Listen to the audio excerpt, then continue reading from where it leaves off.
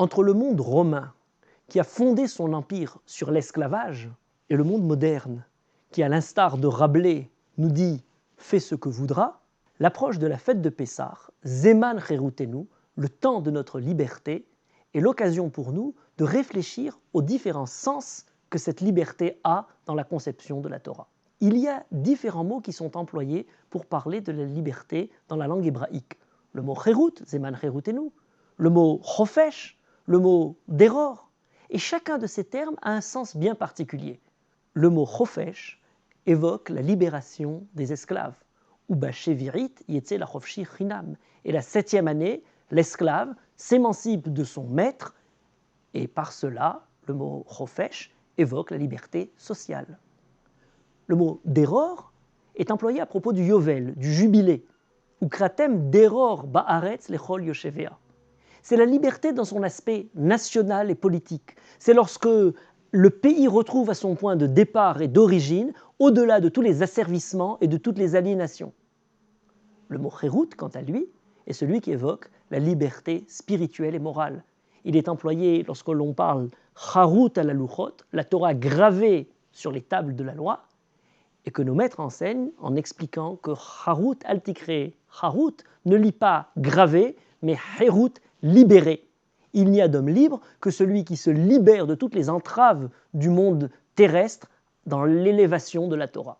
Ces 3 dimensions sont présentes dans la sortie d'Égypte. Pessah, Matzah ou Maror. Par le Korban Pessah, le sacrifice de Pessah que les Juifs ont pratiqué en Égypte, ils tuent les divinités égyptiennes. Et par cela, ils se libèrent du joug idolâtre des croyances, des superstitions, de l'idolâtrie païenne qu'ils avaient connue en Égypte. Maror, c'est bien entendu le rappel de l'amertume de l'esclavage. C'est la liberté sociale dans laquelle le peuple juif est sorti du joug de l'oppression de l'esclavage.